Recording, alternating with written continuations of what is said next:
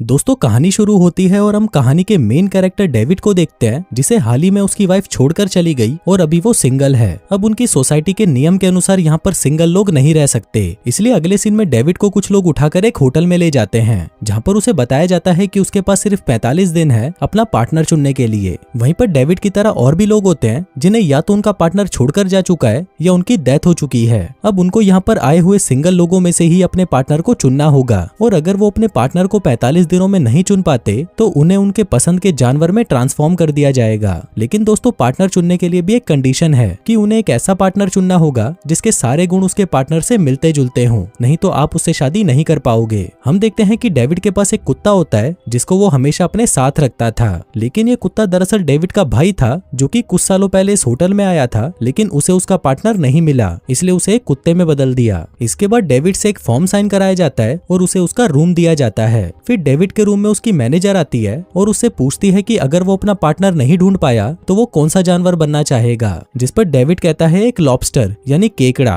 क्योंकि उनका जीवन 100 सालों से भी ज्यादा का होता है और डेविड को समुद्र में रहना भी बहुत पसंद था। इसके बाद मैनेजर उसे होटल में रहने के कुछ रूल्स बताती है, जैसे कि उसे उन्हीं के हिसाब से कपड़े पहनने होंगे और वहाँ पर वो सिर्फ लड़कियों से ही बात कर सकता है। इसके अलावा जब तक वो अपना पार्टनर नहीं चुन लेता वो कोई भी पार्टनर वाला गेम नहीं खेल सकता, और लास्ट और सबसे जरूरी बात कि वो खुद से अपने आप को संतुष्ट नहीं कर सकता। हाँ, पर होटल की नौकरानियों के साथ संबंध बना सकता है, लेकिन यहाँ की नौकरानियां भी काफी चालाक होती हैं। वो सिर्फ उनका सामान सहलाकर ही वहाँ से चली जाती हैं ताकि हवस से भरा हुआ आदमी अपना पूरा जोर लगाकर अपने पार्टनर को ढूंढने लग जाए। फिर अगले सीन में हम डेविड को लंच करते हुए देखते हैं, जहाँ पर वो दो आदमियों से मिलता है जिनका नाम रॉबर्ट और जॉन था, और ये लोग भी डेविड की तरह ही सिंगल थे और यहाँ पर अपना पार्टनर ढूंढने आए थे। फिर कुछ देर तक बातें करने के बाद वो तीनों काफी अच्छे दोस्त बन जाते हैं। इसके बाद हम देखते हैं कि उस होटल से कुछ लोग भाग भी गए थे क्योंकि उन्हें जानवर बनना पसंद नहीं था, और ये जितने भी लोग यहाँ से भागे थे वो पास ही के एक जंगल में ग्रुप बनाकर रह रहे थे। लेकिन इन होटल वालों ने भी एक हंटर्स का ग्रुप बनाकर रखा था, जिसमें कि वहाँ पर जितने भी सिंगल लोग हैं उन्हें भागे हुए लोगों को अपना शिकार बनाना होगा। फिर एक दिन जब डेविड शिकार पर जा रहा था तभी उसके पास एक लड़की बैठी होती है जो उससे पूछती है कि क्या तुम मेरे पार्टनर बनना चाहोगे, क्योंकि मेरे पास बहुत कम टाइम बचा है। लेकिन डेविड को उसमें कोई इंटरेस्ट नहीं था, इसलिए वो उसे मना कर देता है। इस पर वो लड़की कहती है कि अगर मुझे कोई मर्द नहीं मिला तो मैं आत्महत्या कर लूंगी, क्योंकि मुझे कोई भी जानवर में कन्वर्ट नहीं होना। फिर स्विमिंग करते हुए रॉबर्ट जेसिका नाम की एक लड़की को अप्रोच करता है जिसके नाक से हमेशा खून निकलता रहता था, लेकिन रॉबर्ट और उसके बीच कोई सिमिलैरिटी नहीं थी, इसलिए रॉबर्ट भी अपने आप को चोट पहुंचाता है जिससे उसके नाक से भी खून बहने लगता है। अब ये देखकर जेसिका समझती है कि शायद रॉबर्ट को भी उसी के जैसी ही बीमारी है और उन दोनों के पार्टनर बनने के लिए ये सिमिलैरिटी होना काफी है, इसलिए वो दोनों आपस में शादी कर लेते हैं। जिसके बाद या तो रॉबर्ट खुद को चोट पहुंचाता था या तो शर्ट पर केचप या लाल रंग लगाता था ताकि उसके पार्टनर को लगे कि उसकी नाक से भी खून निकल रहा है। अब ऐसे ही काफी दिन बीत जाते हैं, लेकिन डेविड को उसके जैसा पार्टनर नहीं मिलता। फिर एक दिन उसकी मुलाकात रोजी नाम की एक लड़की से होती है जो कि बिल्कुल ही इमोशनलेस थी, मतलब अगर उसके सामने कोई मर भी रहा होगा तो रोजी को कोई फर्क नहीं पड़ने वाला। अब ये देखकर डेविड को एक आइडिया आता है और वो सोचता है कि इमोशनलेस होने का नाटक करना तो बहुत आसान है और ऐसे उसे एक पार्टनर भी मिल जाएगा। फिर हम देखते हैं कि उस बस वाली लड़की के 45 दिन पूरे हो जाते हैं और जैसा कि उसने कहा था वो होटल से नीचे कूदकर अपनी जान दे देती है। अब उसके ठीक सामने रोजी भी बैठकर कॉफी पी रही थी, लेकिन उसे ये देखकर बिल्कुल भी फर्क नहीं पड़ता। तभी डेविड उसके पास आता है और उसी की तरह बिहेव करते हुए कहता है कि अच्छा हुआ ये मर गई। अब ये देखकर रोजी को भी लगने लगता है कि डेविड उसी की तरह ही इमोशनलेस है, इसलिए वो उसका टेस्ट लेने के लिए उसके सामने मरने का नाटक करती है, लेकिन इस पर डेविड कुछ भी रिएक्ट नहीं करता। अब इससे रोजी काफी इंप्रेस हो जाती है, जिसके बाद उन दोनों की भी शादी करा दी जाती है। लेकिन अभी भी रोजी को उस पर शक था, इसलिए अगले ही दिन वो उसके कुत्ते मतलब उसके भाई को मार देती है और उसके सामने जाकर उसका रिएक्शन देखती है। अब अपने भाई को मरा हुआ देखकर डेविड रो देता है, जिससे रोजी को पता चल जाता है कि इस आदमी ने उससे झूठ बोलकर शादी की है। इसके बाद वो डेविड को पकड़कर उसकी होटल वालों से शिकायत करने जाती है, लेकिन रास्ते में डेविड एक मेड की मदद से उसे मारकर बेहोश कर देता है और फिर उसे ट्रांसफॉर्मेशन रूम में ले जाकर एक जानवर में बदल देता है। इसके बाद वो उस होटल से भाग जाता है और जंगल में जाकर वहाँ पर रहने वाले लोगों से मिलता है, जिसके बाद डेविड भी उन्हें ज्वाइन कर लेता है। फिर हम देखते हैं कि इस ग्रुप के भी कुछ नियम थे, जैसे कि इस ग्रुप के लोग आपस में कैसा भी प्यार या रिलेशनशिप नहीं रख सकते और ऐसा करते हुए अगर कोई पकड़ा गया तो उस मर्द या औरत को मार दिया जाएगा।